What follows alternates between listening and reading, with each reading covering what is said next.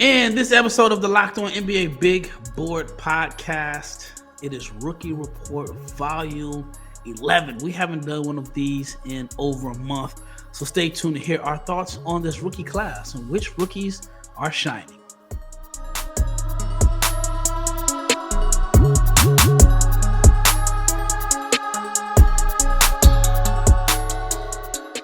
Big shout out to each and every person that has made the Locked On NBA Big Board Podcast your first listen of the day.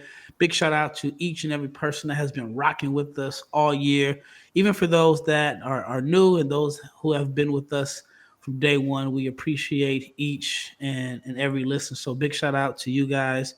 Also, I want to let you know that if you are not subscribed to the YouTube channel, please subscribe, like, share, comment, click the bell, so you can be notified every time we drop an episode, because we are coming at you 5 days a week, and we plan on being bigger and better in 2025. And please check out the Locked On newsletter. Your favorite Locked On podcast has a newsletter. You can check it out at lockedondaily.com. It is your one-stop shop for Ultimate League and team coverage, and it is delivered right to your inbox every day. So check it out at lockedondaily.com. All right, James, we've done a lot of podcasts. I want to say we've done like 80-something podcasts since this basketball season has started. So we've definitely put in a lot of work. And then in October, we were doing a lot of rookie reports. And then the college basketball season kicked off, and we haven't been as consistent with the rookie reports. And a lot has changed since the last one, since Volume 10. But I want to ask you, before we get into the players, what has been your thoughts on this rookie class? You know, it came in, billed as a weak class. There's some people that have disputed that think that it's not as weak as others, have say it to be. I actually think it's pretty weak. I mean, I think there's going to be some good players that come out of this class. I think there's going to be some good role players, but it's not like your Luka Doncic SGA class. It's not a class, in my opinion, that's going to bring you a future MVP winner. Maybe some All-Stars, but I don't see like a franchise-changing guy in this class, and that is usually what makes a class as far as the strength of a class. So anyway, what are your thoughts on this class so far? I mean, it may not be right in our face, but there's talent there. And as long as the class produces, all-stars, the class is what I expected. Actually, it's even better than what I thought it would be, because, guys are playing well. You got guys who we're going to talk about who are contributing on winning teams. As rookies, we got guys who are rookies who are playing for bad teams but are showing flashes. So, I mean, just because there's no slam dunk, man, there's some layups, couple free throws in this draft class. So, I mean, I like the guys. Yeah, in my opinion, some of the top guys have been outplayed by some of the guys outside of the lottery. And so it kind of balances it out for me as far as this class. It's unpredictable. I don't know who's going to win Rookie of the Year. And overall, I just think the class it's been okay.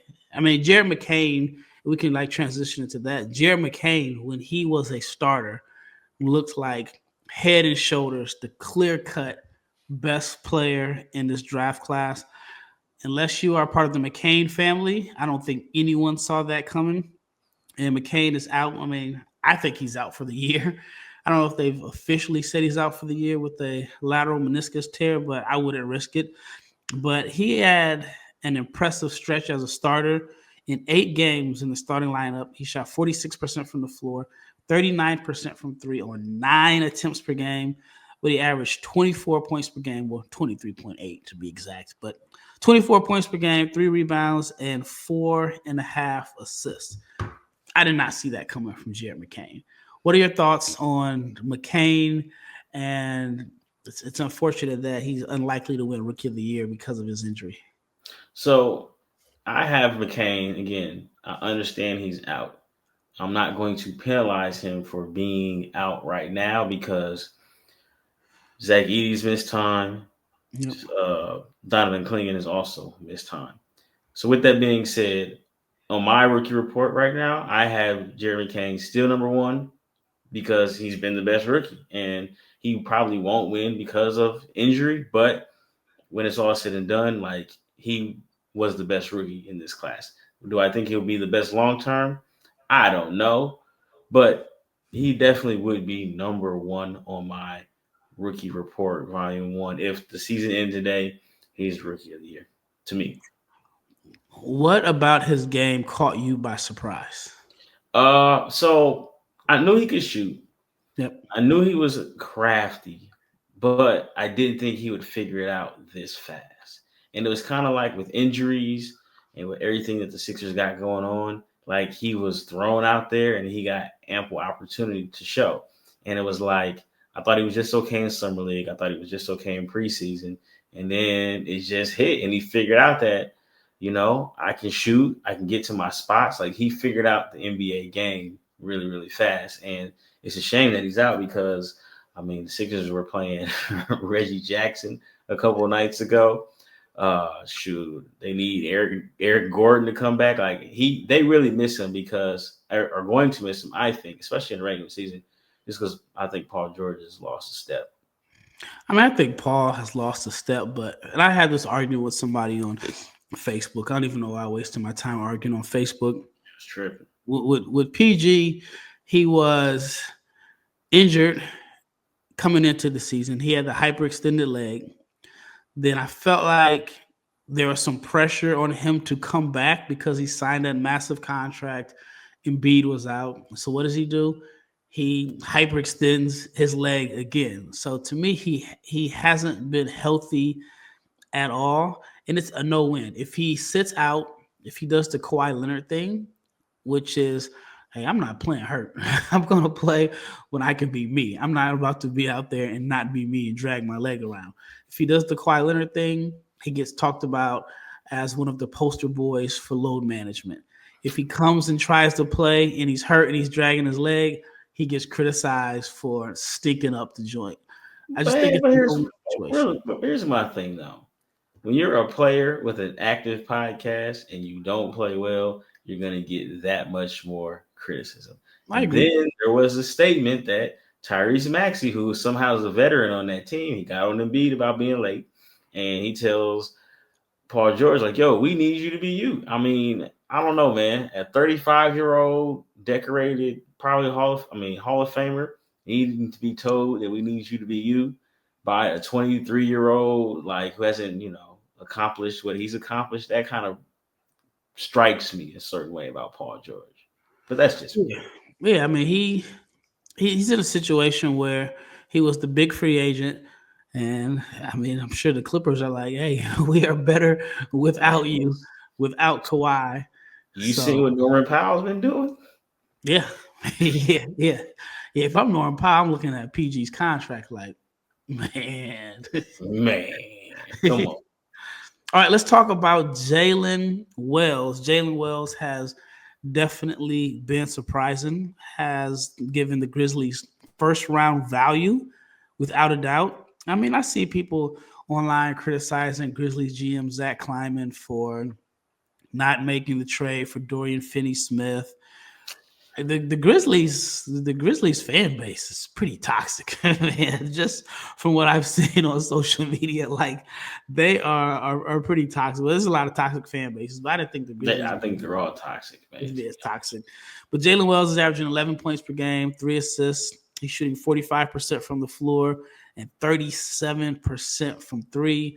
He is another player that has greatly benefited due to injuries. And so my question is, once Vince Williams comes back and once Gigi Jackson comes back, who's the odd man out? Memphis is winning right now, so it's kind of hard to justify taking him out the rotation. But if you remember, or the people remembered, we were talking about Jaylen Wells needs to stay in the rotation when it was like volume 2 or 3. And so far, he stayed in the rotation. And I think that right now, he's first team all rookie, maybe even rookie of the year. Again, I got him number 2 on my rookie ladder. He could emerge as number 1 because we know McCain is going to miss time. But, if you paid attention to the rookie reports, You know how I feel about Jaylen Wells in Memphis. I said early on he should be starting, and he's been starting. Again, 11 points, 3 rebounds, 2 assists, 45% shooting from the field, 37% from three. He gets the job done. He's playing well. I mean, I just feel like if I'm Gigi and Vince, like, hey, man, you just kind of lost out, and it wasn't your fault. Just, guys, you got hurt. And I don't think anybody outside of the Wells household expected this. And again, I think, and this is what I want to say real quick before we go to break. The NBA is just as much as about how much talent you have as it is about opportunities. So we can sit here and say, oh man, and we're not going to mention him too much, but we can sit here and say, man, Reed Shepherd, it didn't pan out. I mean, he hasn't had the opportunities that some of the other guys have had. Who knows what it looks like if Reed Shepherd's playing 28 minutes tonight with confidence. So, no, I agree 100%. With that being said, I mean, Jaylen Wells, hey, opportunity came. He seized it, and he's still playing well, and he's been consistent. So shout out to him. He's number 2 on my rookie report. Yeah, I think we were pretty early on the Jaylen Wells needs to stay in the starting lineup group. Definitely got some kickback in the beginning, but he has Picking no more, are they? No, they shouldn't. He started 28 games, and the Grizzlies are 22-11 overall. I mean, it's just hard to make a change in the starting lineup with the way that they've played with the injuries that they've had. All right, up next, we're going to talk about his teammate, Zach Edey. Also going to talk about the man in the middle talk about injury-prone, the injury-prone New Orleans Pelicans. Today's episode is brought to you by Rocket RX. If you are ready to boost your confidence and take control in the bedroom, Rocket RX has the solution. Imagine feeling more prepared and performing at your best. Rocket RX makes it simple and stress-free. Rocket RX offers FDA-approved treatments for erectile dysfunction at a lower cost than the branded alternatives. No more uncomfortable doctor's visits or pharmacy trips. Everything is straight to your door in a discreet box with plain packaging. So visit rocketrx.com to get started now, and it only takes a couple of minutes. And right now, if you are a listener, you tell them that the Locked On Big Boy podcast sent you, you get 40% off your first order, but you have to use the code LOCKEDONNBA. That's rocketrx.com, code LOCKEDONNBA for 40% off your first order. Terms and conditions apply. Rocket RX, better sex made simple. All right, so we talked about Jared McCain and Jaylen Wells. Before I get to Yves Missi, I want to talk about Zach Edey. Zach he's had some moments. Early in the year, it was like he was in foul trouble. He started to figure it out. Then he got hurt. What have been your thoughts on Zach Edey so far? And then what do you expect from him? It's not the second half of the year, but what do you expect from him as the calendar switches to 2025? So I mentioned before in the first segment, injuries have kind of slowed him down. He fell victim to a Draymond incident, and then I know he's out right now with a concussion. But, he had a monster game the other night. They won by they put up 155 against the Raptors. 21 points, 16 rebounds. He's averaging 11 points, 8 rebounds, 1.2 blocks in just 22 minutes per game. I think he's tailor-made for the regular season in the NBA.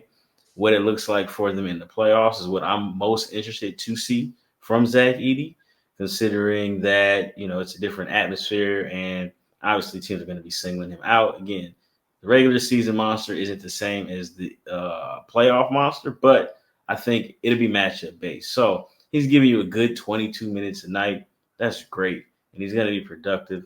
I do have him fourth on my rookie report behind who we're going to talk about next, which is Yves Missi, solely because of, again, time missed. And they're in different situations, but I got Yves Missi coming in. Totally different situation. Totally different situation, yeah.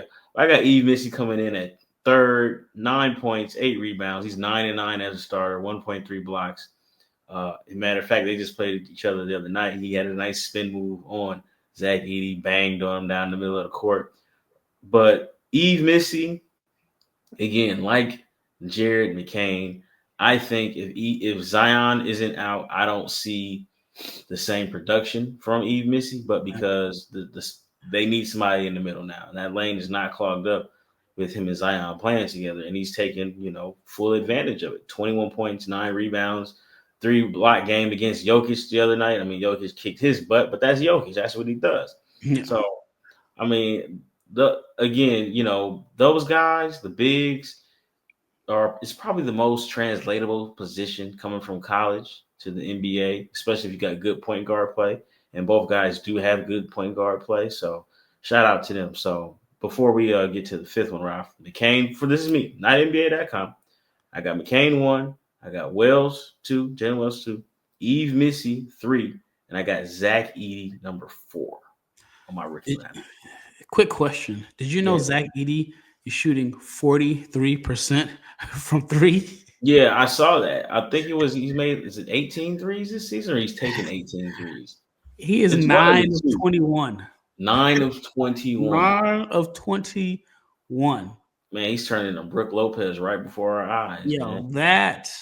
That is crazy. Like, when I saw the stats, I was like, okay, maybe he's like, 4 of 10 or something like that. But I didn't realize he was 9 of 21. And I know I was critical about him. I think it was maybe in the preseason. I was like, hey, Zach, man, nobody wants to shoot.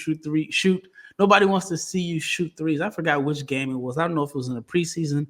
It had to have been. But there was a game he was shooting a bunch of corner threes. Yeah, he airballed one like over the top. Yeah. Yeah, it's like, get on the block. But, I mean, he's making – if Zach Edey turns into this, like, inside-outside threat, that could be very, very interesting. Yeah. Well, speaking of Edey, Kristen Peak is going to come on and share her thoughts on Zach Edey. I know that she took a lot of heat for her Zach Edey take. So Kristen is going to come on. We'll probably end up doing it next week or maybe later on this week, but we're going to dedicate a whole show to Zach Edey. That should be very, very interesting. All right, let's talk about Missi again. Again, he's in a good/bad situation. No, it's a great situation. It's an awesome situation. Listen, I mean, team-wise. You have no control over that, man. You're 19 years old. Yeah, you go to wherever they draft you and you go play. And you hope you can crack the rotate. Man, you think Reed Shepherd, who plays for a top 5 team in the West, wouldn't trade places with Yves Missi, who plays for the worst team in the West? I'm sure he would. But, it's one of those things where, like, you can't publicly say it because you sound like a loser who isn't concerned about winning. But no, he's in a good situation as far as playing time. I think he'd be in a better situation if DeJounte Murray's back, but if you just had one of the guards, he's averaging he's a double-double threat. I'll say that. He's averaging 9.3 points, 8.5 rebounds, shooting 55% from the floor. He's averaging 1.3 blocks per game. What are your thoughts on just his overall progression on the offensive end? I know, like, coming into last year, I thought he was the lottery pick. I thought that there were flashes of being able to do something on offense as opposed to just being like a play finisher. I mean, that's the role that he's playing now. But have you seen any glimpses of offensive upside from him? No, absolutely. Like I said, I mentioned he had to move on Zach Edey. That was at the top of the key, almost in an isolation where he went to the basket and spun off of him and dunked. He had the play that sticks out to me against the Brooklyn Nets where he sized up Cam Johnson and hit him with the ha and went baseline and dunked. Like, if I was Yves Missi, man, I'm thanking my stars every day for this great situation that I'm in because I have an opportunity to do things. You know what I'm saying? Like, if the game isn't close, like, I have freedom to make at least one or two, to make one or two plays a night that I work on where you can be like, okay, I see it. And, man, who's to say what happens at the trade deadline with the Pelicans? But he may have free reign the whole season and free reign next season, too, depending on what they decide to do. I mean, one of the unique situations the Pelicans are in right now is you can tell Zion, hey, man, I mean, the season is done. We're like 5-28. You can sit out. Yves, go do your thing. We're going to give you a high usage. We don't care if you don't show any progress, but go out and do your thing. and it's going to help put them in a better position to get the number one pick. So I can't wait to see his He's numbers. the king, man. I absolutely would take that situation. Look, I'm all for winning. Winning is important, but man, let me win later if I'm a rookie, man. Like I'm trying to get loose because you need that confidence, man. Yeah, I can't wait to see his numbers in April because there's no way Brandon Ingram or Zion Williamson, if they're on the roster, or CJ McCollum are going to be playing in April. It's going to be Yves Missi and the Birmingham Squadron. And he may be able to get some post touches on the block. So definitely looking forward to that. All right, up next, we're going to talk about Alex Sarr. All right, before we get into the last segment, we'll talk about Rocket Money, because if you have Rocket Money, then it has probably helped you save money on some subscriptions that you totally forgot about. That has definitely happened to me. I had a few subscriptions that I did not realize that I was paying for, and Rocket Money made it easy to track them down. And it's basically like having a personal assistant for your finances. If you're wondering what is Rocket Money, well, Rocket Money is a personal finance app that helps you find and cancel your unwanted subscriptions.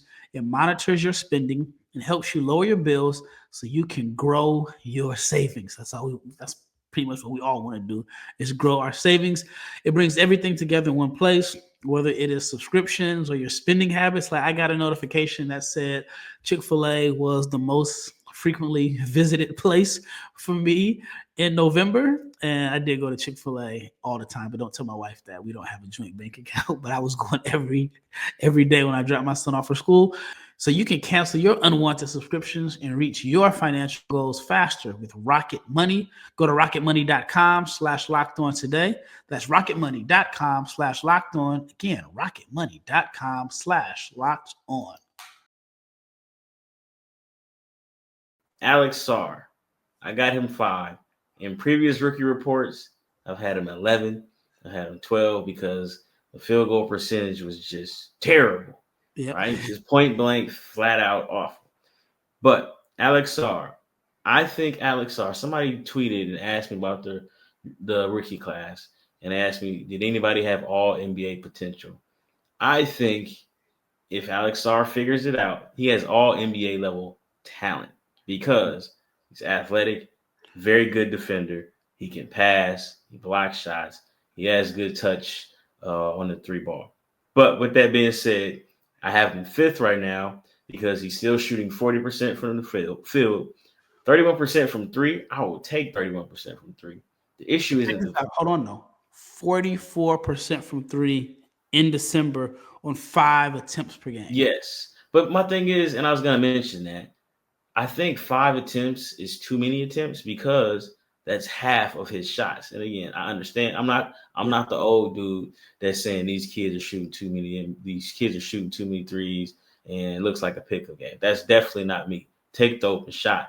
I just think that my ultra athletic 7-footer should be getting more 2s than 3s. If that number was 3 attempts, let's trade somehow 5 3-point attempts for 3 3-point attempts.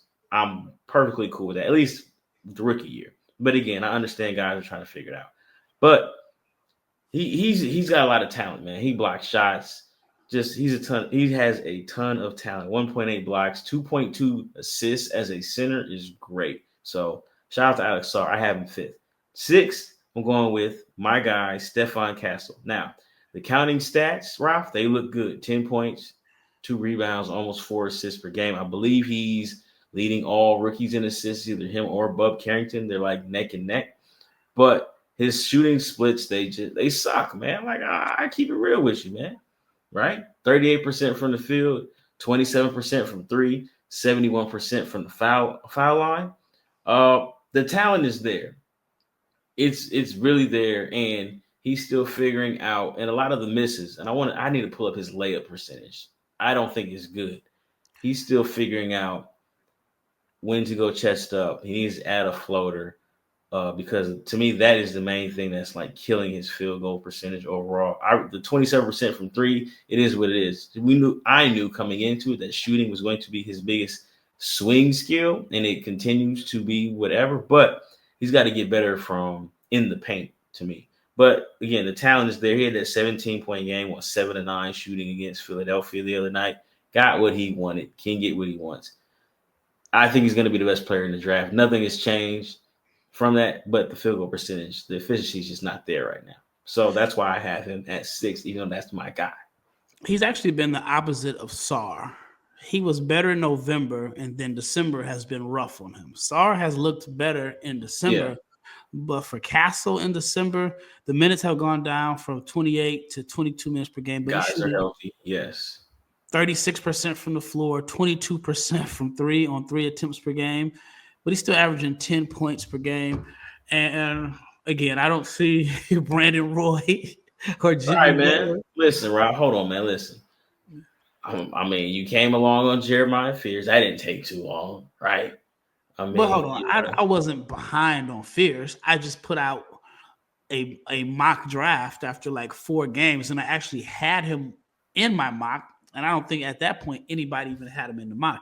You just put him at number 6. You jumped off the porch and put him at number 6 or 7 early.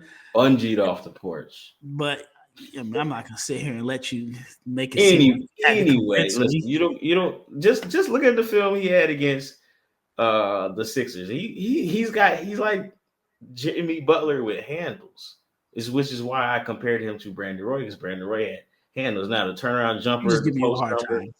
He didn't have that right now. But with that being said, Castle, if guys are out, he's gonna play well.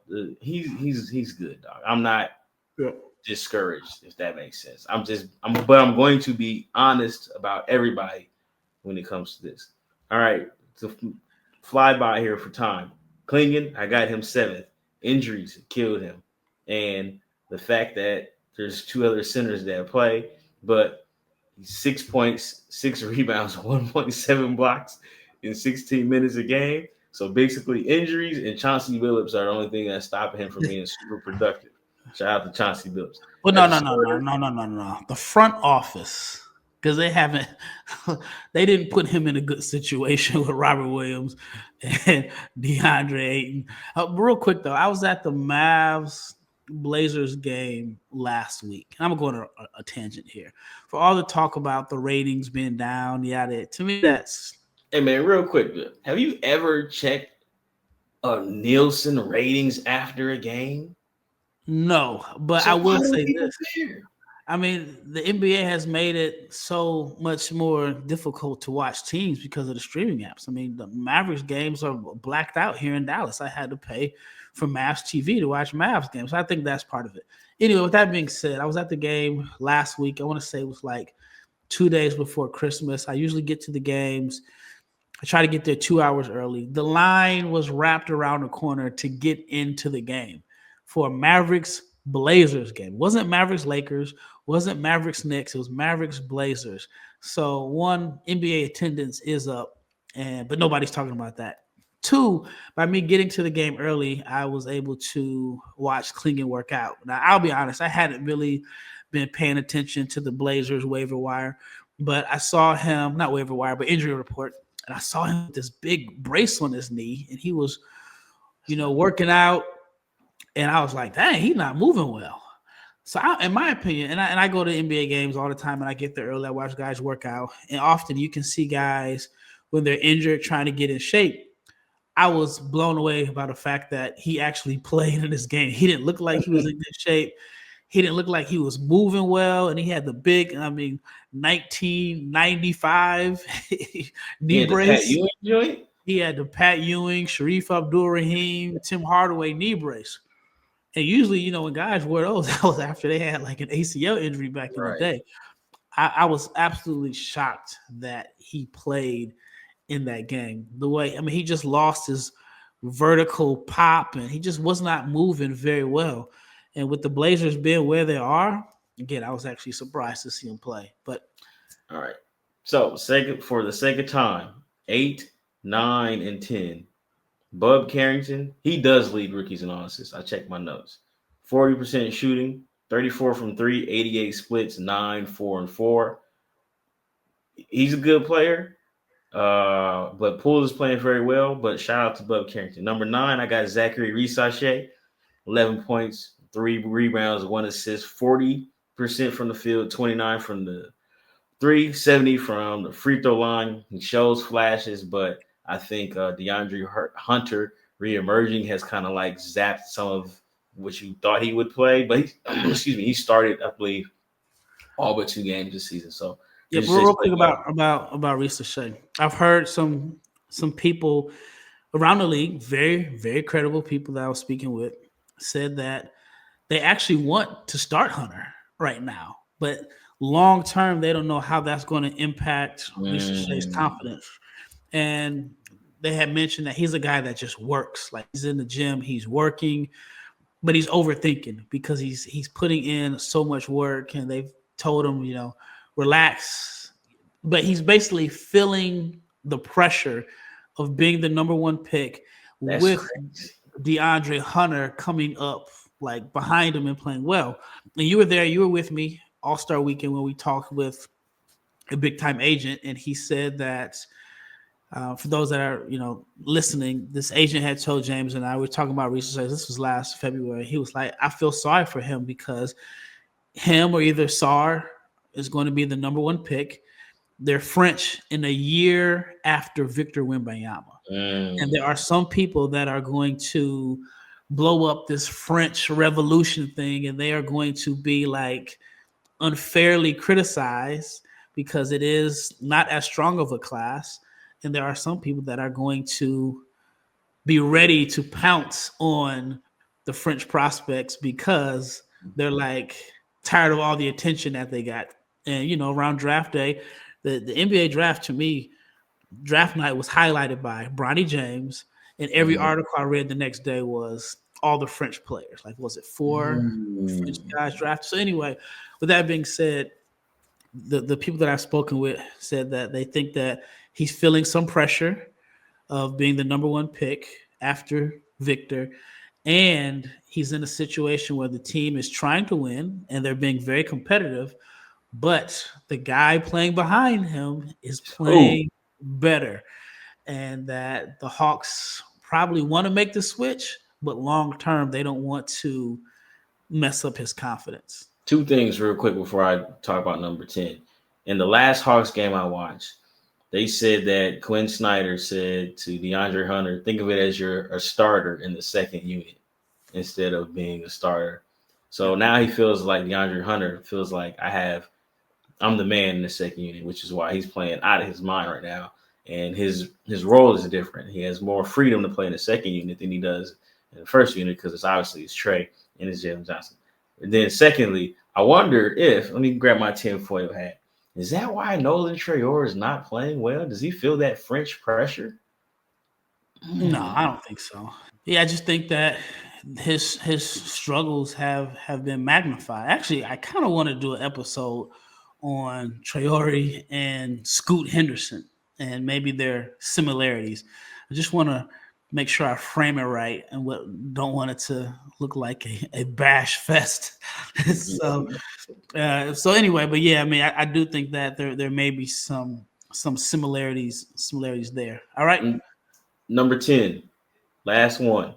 I'm going to give Tristan da Silva the 10th spot ahead of Dalton Connect because Orlando they're like the Pelicans of the East, except for they somehow win games. Tristan da Silva, and I say that because they're banged up. Everybody gets hurt. 2 guys with 2 torn obliques. I've never heard that in my life.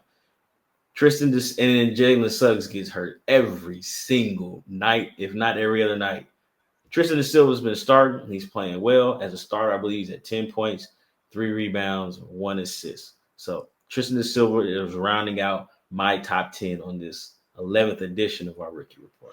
Yeah, I'll admit I was not a big Da Silva guy coming out of Colorado. I thought he was I wouldn't have taken him in the first round, and I'm just being totally honest. I'm going to be transparent. I would not have taken him in the first round, but then I saw the way he played at Summer League, and I was like, okay, Ralph, you made a mistake there. And then now with playing time, he has definitely made me realize that I was totally, totally wrong about him. And I think he's going to have a long career, but he's definitely benefited from these injuries. It's just once they get back healthy, what does this role look like? Yeah. And then like what happens going forward, because those two dudes, Paolo Banchero and Franz Wagner, are not going anywhere. So that could be a potential issue. Well, that wraps up this episode of the Locked On NBA Big Board Podcast. It is New Year's Eve. Shout out to everybody that's been rocking with us all year. 2025, we plan to be bigger and better. Check out the Locked On newsletter at lockedondaily.com. Once again, it's Rafael and James, and we are out of here.